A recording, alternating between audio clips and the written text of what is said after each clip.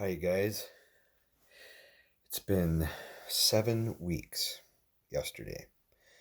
7 weeks yesterday since my open heart surgery. I had a triple bypass done on March 20th, 2025. And I posted a video the night before the surgery talking a little bit about why I needed the surgery and my thoughts and feelings before going in and having the procedure done. Um, at that time, I did expect to do more videos and take more pictures um, after the surgery in the ICU, in the step down unit at the hospital, and maybe just, one video a week giving updates and stuff as to my healing and how I felt. But I got to be honest, it was overwhelming. The procedure was overwhelming. Physically, obviously, mentally, spiritually, emotionally.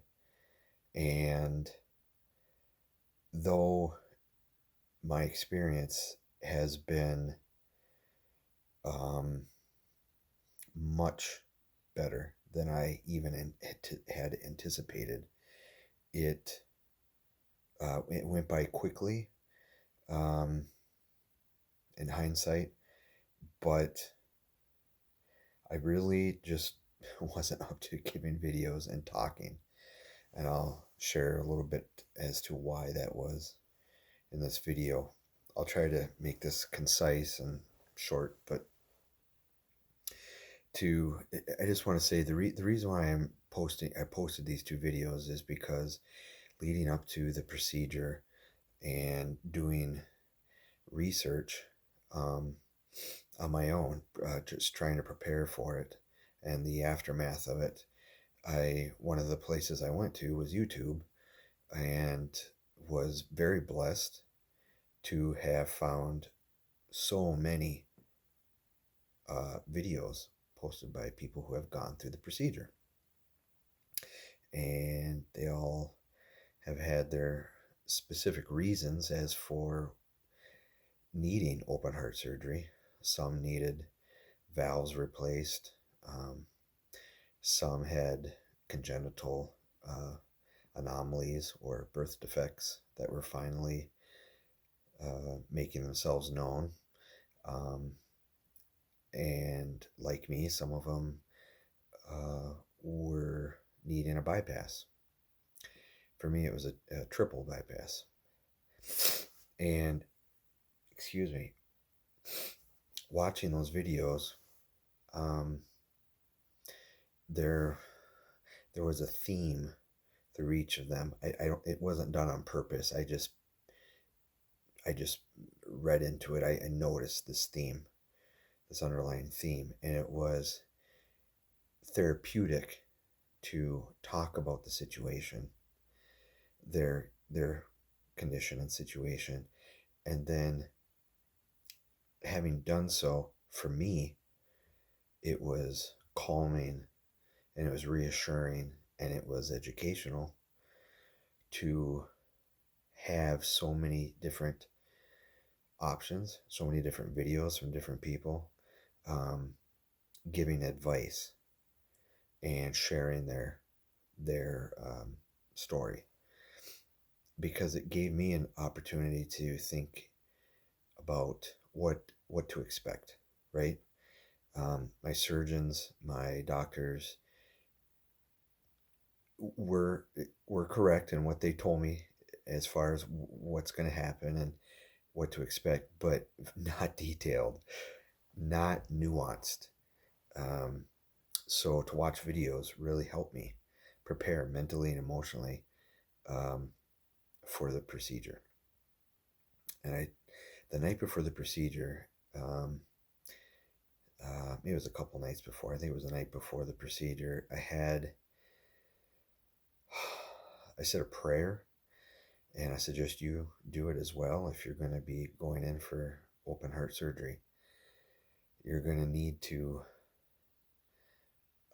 calm yourself and find some peace.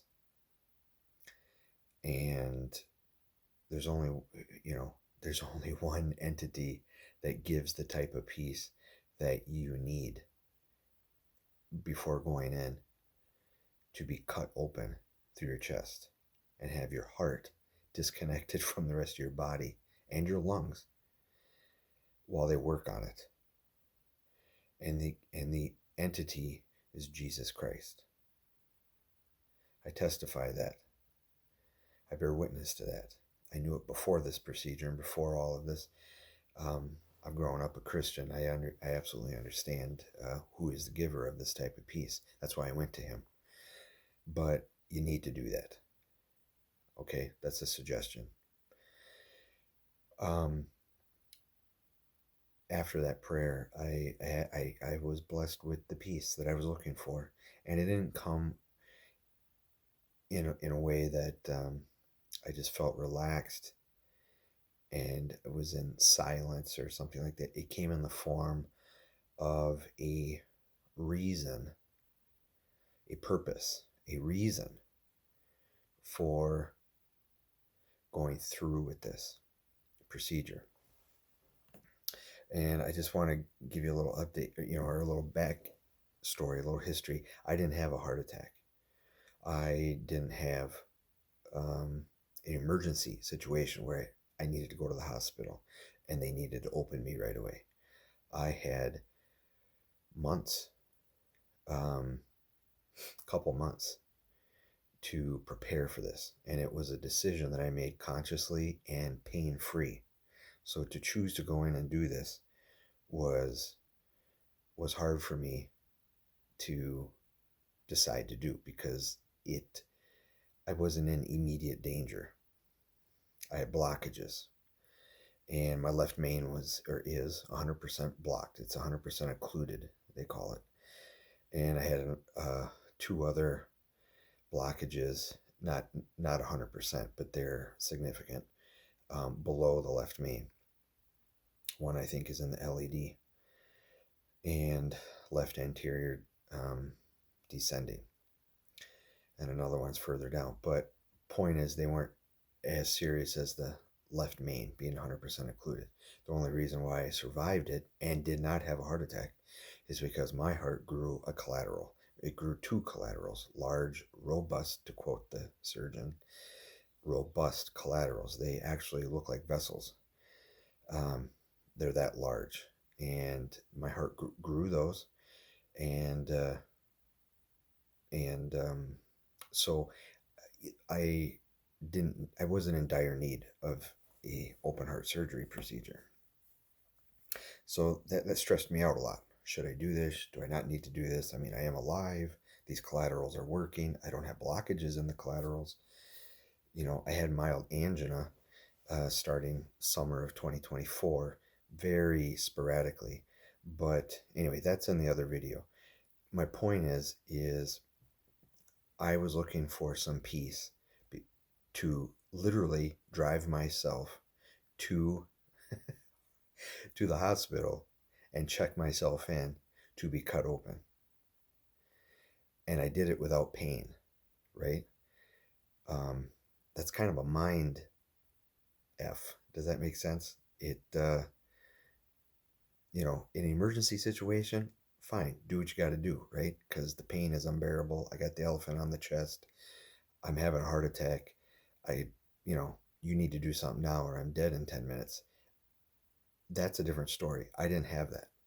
So I needed that peace because I was really struggling with, I don't know if this is such a hot idea to go through with this. I did get second and third opinions, including from natural and holistic cardiologists. I showed them imaging and so forth and so on. And they actually all said, yeah, we highly, highly recommend you get a bypass. And as long as they're in there, doing the bypass around the left main and you have these other two blockages, you might as well do a triple, do two other bypasses, a total of three. So I agreed to that. Anyway, the night before the surgery, I'm looking for peace. I pray the peace came in the form of a reason, a good enough reason to go in, because I wasn't in immediate pain. And it wasn't life or death in the moment. So I was looking for a reason. Logically, I need a reason. And the Lord gave me a reason. And it's good enough. The reason gave me peace. It calmed me down and gave me peace. The reason was to go through the experience to help others who are going to go through the experience. That's it. I'm not the first one doing it. I'm not going to be the last. But I needed a reason, and it dawned on me. He gave me that reason. He blessed me with an answer to the prayer, and the prayer's answer was, you are going to be okay. You need to go through this and experience it so you can help others who are going to have to go through it. So that's why I'm posting this video. Now, it's 7 weeks after my surgery, 7 weeks ago yesterday. So today is, what is today? May 9th today. My surgery was on March 20th. So that's 7 weeks. Yesterday was 7 weeks. I checked myself in. My father was there. My sister was there. One of my younger sisters, one of my younger brothers were there. And I'm so grateful they were there. I don't suggest doing it by yourself. If you have to, for whatever reason, you can do it. Okay? These people are professionals. You stay calm and you stay, lucid and strong and brave, you'll be fine. But it is helpful to have someone with you. A friend, someone, I think, should be with you when they take you on the gurney out of the room where they're preparing you for the surgery to go into the operating room. There's another room, a small room, where they prepare you to go into the operating room. That's where you undress and put the robe on, and they come in and they shave your chest and so forth and so on and prepare you. It was very, very helpful, and I can't imagine doing it alone, to have a couple family members there. So thank you to my father, thank you to my sister, and thank you to my brother. I'm the oldest of 6. Not everyone could make it, but they all were texting me, and they were all fasting before the procedure. They all texted me and wished me well and said they were praying for me, and I know that they were. The power of prayer and the power of Heavenly Father and Jesus Christ is not only omnipotent, it is real. I testify to you, it is a real force that can help you in this situation and in all other situations. But when you're facing open heart surgery, that is a situation where the power of prayer, the power of fasting, other ordinances of the gospel, and the power of the priesthood, the power of God, the eternal Father and His Son, Jesus Christ, absolutely, they live. I testify to that. They live. That's why we celebrate Easter. They live. They're aware of us. They're aware of our situations, our fears, our concerns, our depression, our worries, our pain, physical pain, emotional pain. I testify that to you. Anyway, I don't want this video to get in too preachy, a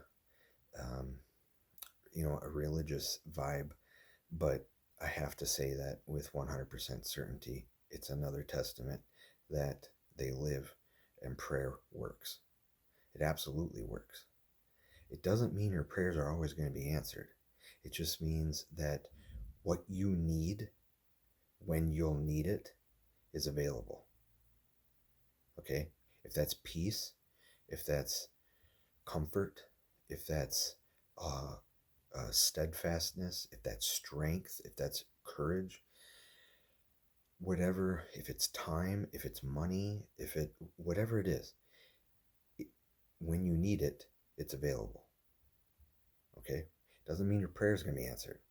It just means that sometimes a prayer that you're not even praying about, right? A topic you're not even praying about, or a specific thing that you think you need or want or desire, may not be given in such a way that you expect it to be.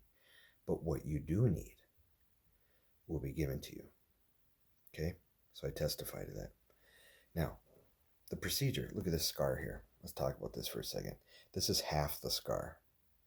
Okay? Here's the other half down here. This is the bottom half. It's all one incision. I got the camera on reverse. I'm using my phone on this. So this is my left side here. This is my heart right here on my left side.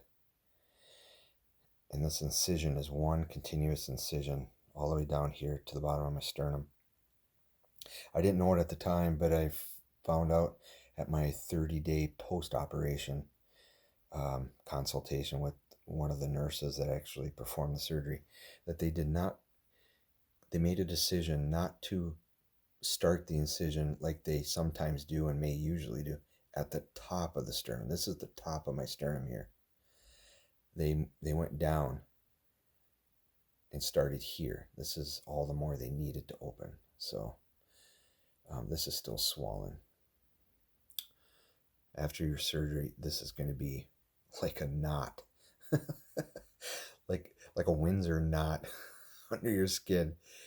It won't be, you won't feel pain, but this will be very swollen, and it's gone down quite a bit, and it is continuing to go down. It's not completely gone away, but this is glue. This looks worse than it actually is. This is just 7-week-old dried up glue now on top of the incision. They don't want you rubbing, scratching, picking, peeling, using adhesive removers, medical grade or not. They don't want you screwing around with the glue, okay, or anything with the incision. Excuse me. But the glue had broken away and has naturally, which is the way they want it to, naturally fallen off here. You take a shower after you get home, and I'll explain that maybe in another video, maybe in this one. I don't know how long I want to make this video, but the water and the soap will just, you're not facing the shower. They don't want you doing that, but the water will just trickle, will fall over you with the soap. And that's just kind of how this gets wet and starts to lift and break apart from your skin. Like this piece here, you can see is kind of crooked actually. It's starting to come off from about here to here. This is loose, but they don't want you picking at it or peeling it off. But anyway, this is my scar. I don't know if you can see that. Here's a couple other things. Let's see if I can use my left hand. There's a scar here and a scar here. In each of these scars, they're horizontal slits. Those were two. They have when you come out of surgery, you've got a lot of tubes coming out of you, and those are drainage tubes. Spots where they had drainage tubes come out. I believe the drainage tubes. I didn't look at them. I didn't really want to see them when they pulled them out, but I'm thinking they were probably around 6 inches long each. That's how much tube was inside me. They felt about that long when the nurse pulled them out on the second day. I think she pulled them out the end of the second day or beginning of the third day in the hospital at post-surgery. So you come out of surgery and you got some electrodes coming out from under. This is my left side. Heart side. You got some electrical wires coming out from under here. I had, let's see, my right side, I had tube coming out of here. I forget why that tube was in there. But anyway, you got a tube coming out of the right side. Obviously, you have this incision. Going to have an IV. They used my right arm. That was a pin cushion. My whole body was a pin cushion for the time I was in the hospital. I was in there for 5 days. They had an IV. They came in and drew blood.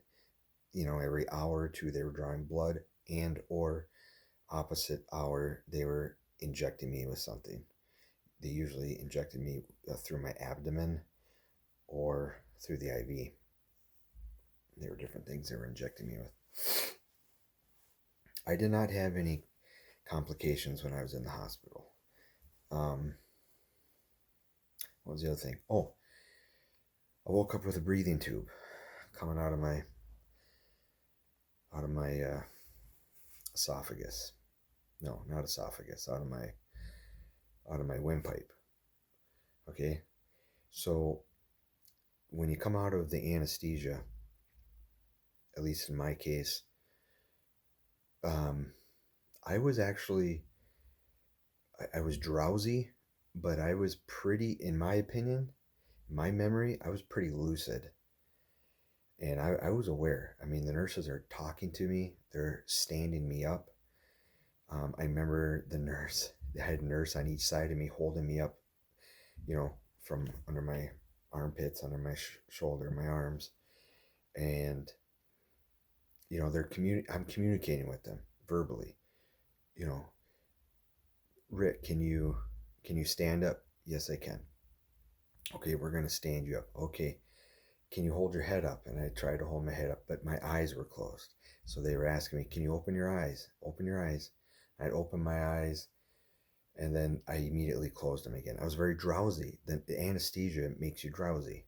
At least coming out of it, you're still drowsy, right? You don't just wake up. So it was wearing off, but it was still there. So I was drowsy. They're holding me up. I remember standing, but they're communicating with me verbally. Can you hold your head up? And I'd hold my head up, and they say, okay, and then my head would go down, and they'd say, open your eyes, and open my eyes, and like, keep your head up. And I was going through the motions with them. So I was there, and I remember this. However, I had a windpipe or a breathing tube in my windpipe. And, even though I had tubes coming out from other places, plus you have a catheter. That's another thing that you got. You don't feel any of that. At least I didn't feel any of these other. I didn't feel the catheter. I didn't feel the drainage tubes, the incisions. They took it from my left arm. Let's see if I can show you.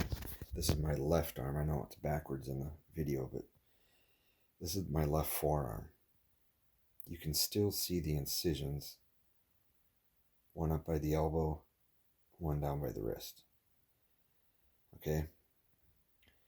I have no pain in them. Never have had any pain in them. They don't itch. They don't. They had glue on them, right? Like on my chest. There was glue on these incisions.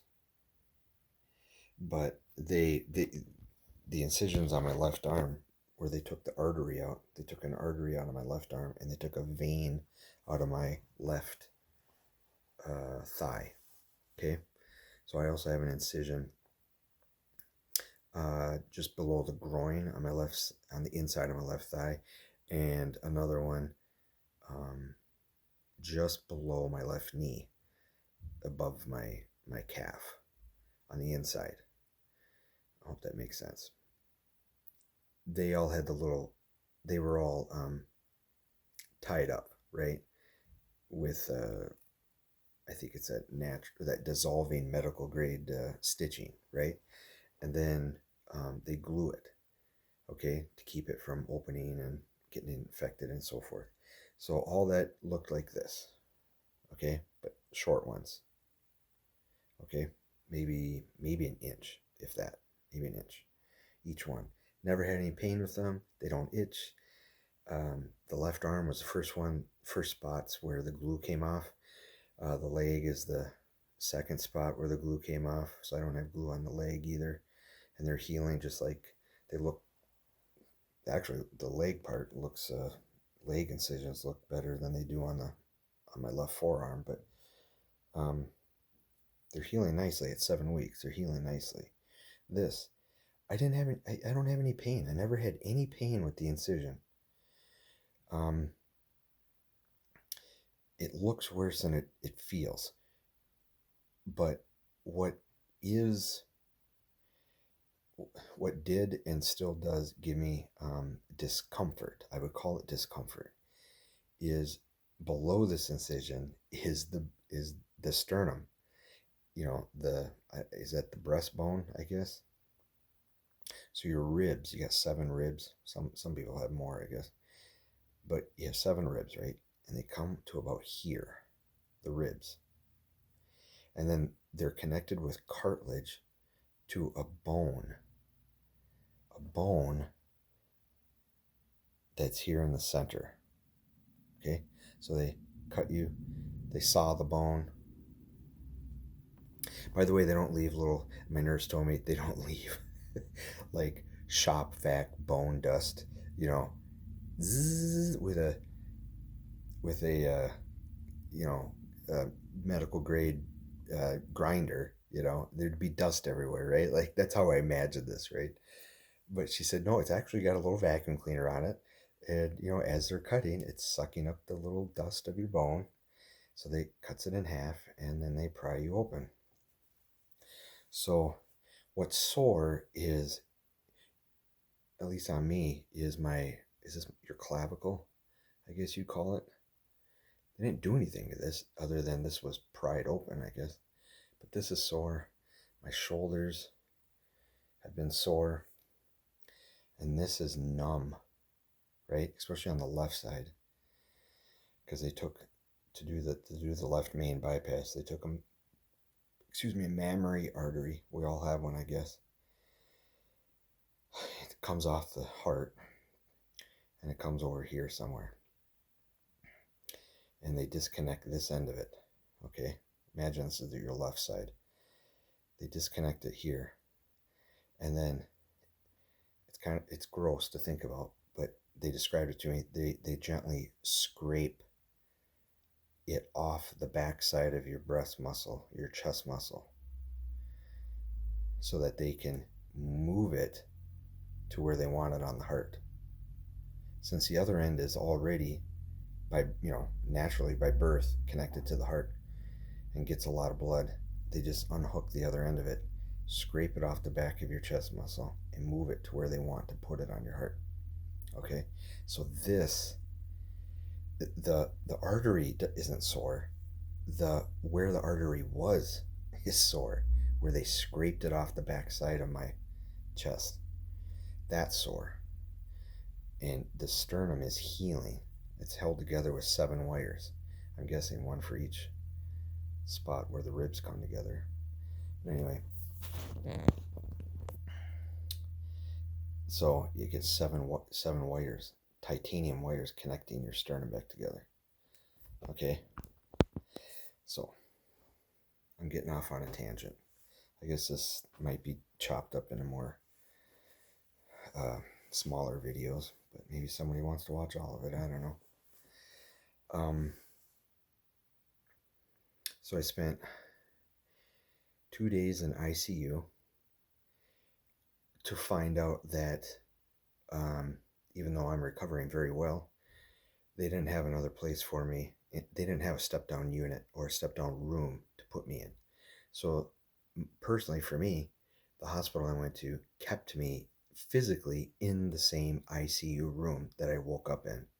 They kept me there the whole 5 days. Technically, and using codes for medical billing and stuff, they did step me down after 2 days. But physically, I literally was in the same room for 5 days. And I'm actually kind of grateful for that. It was a nice room.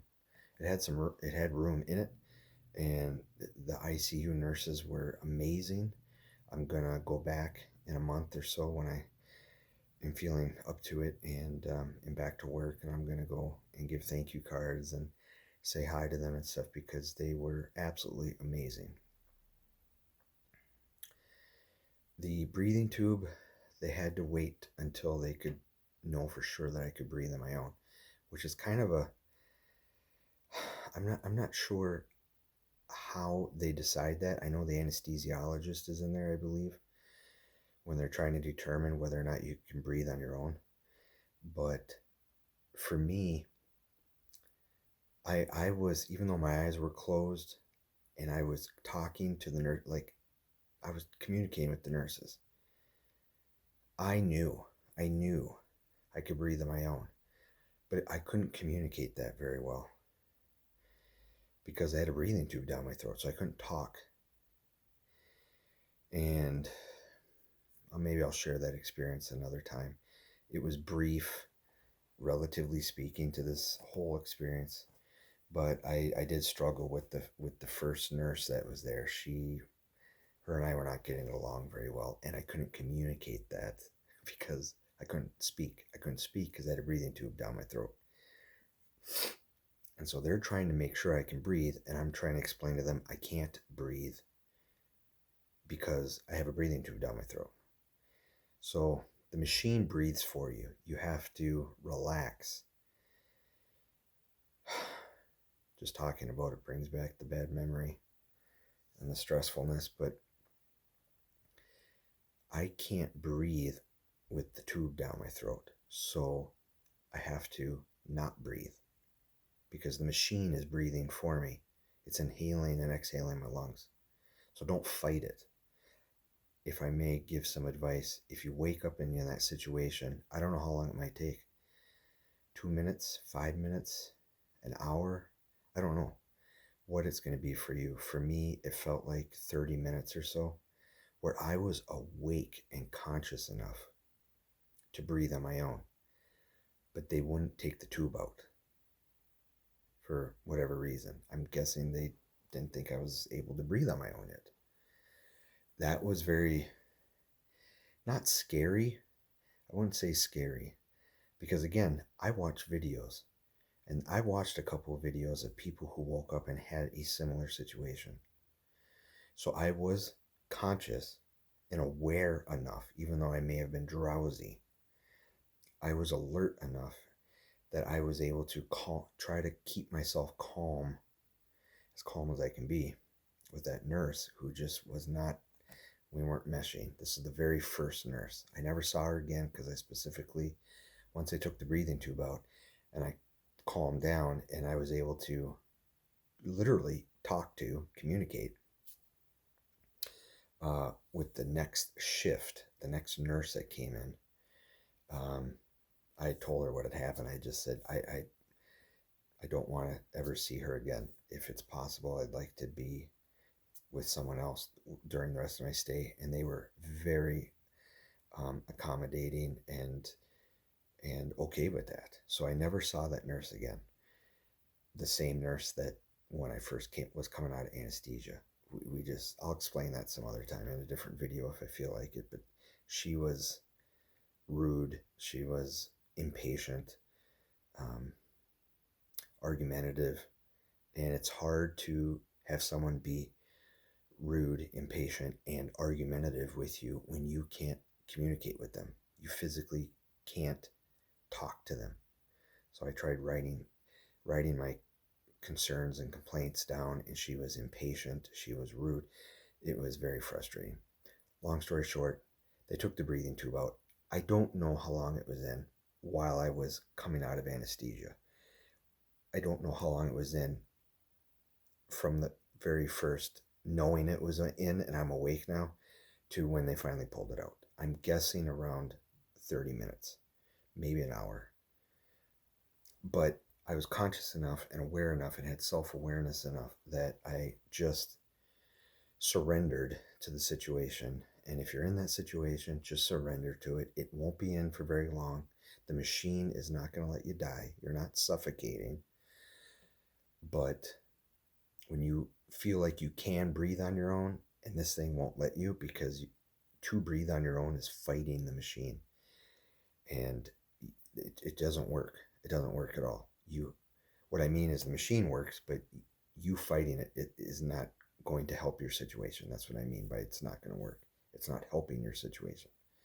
So calm down, relax, maybe go back into going under the anesthesia, allow it to wash over you, what's left of it. They will take it out. And I don't know, that was not uncomfortable or painful. It definitely was not painful. Um, you know, 2 seconds and it's out. I mean, it's not a big thing. I did not have a sore throat or anything like that, or, you know, the other tubes and connections all came out, except for an IV, all came out probably around, it was towards the end of the second day, maybe the afternoon of the second day after my surgery. So I went on a Thursday morning. Surgery started around 7:30. I had to check in around 5:30. About 48 to 50 hours after, undressing to get ready to go into the operating room, about 50 hours later is when I was unplugged from everything. Okay? So the breathing tube comes out. As soon as you start waking up from anesthesia, they're going to start communicating with you and watching you. There's someone there. You're not going to wake up alone. There's multiple people there, possibly family as well. I remember having my father and my sister in there. And then once the breathing tube is out, you can breathe, take a breath, and you can relax a little bit because you're doped up on meds. The anesthesia is still there, and they're not going to let you feel any pain. So if you have starting to feel pain or some discomfort, just ask and they'll shoot you up with a little something or have you take some pills. For me, it was Oxy. They were giving me Oxy. But I never felt pain. Never. I was never in pain. There was discomfort, but not pain. So just be assured of that. And that's through the whole experience. So all the tubes come out. Now and I was already up walking around. I mean, they want you up and walking, even if it's just, 2 doors down and back to your room or up to the bathroom. Well, you don't have to go to the bathroom though because you have a catheter in. But even with the catheter, they want you up and walking. So you get up, and it's not just to jumpstart the rehabilitation, but it's also to make sure you don't get blood clots. So you're on anti-blood clot medication, but they also want you up standing and moving around at least every couple hours, few hours, so you don't get blood clots.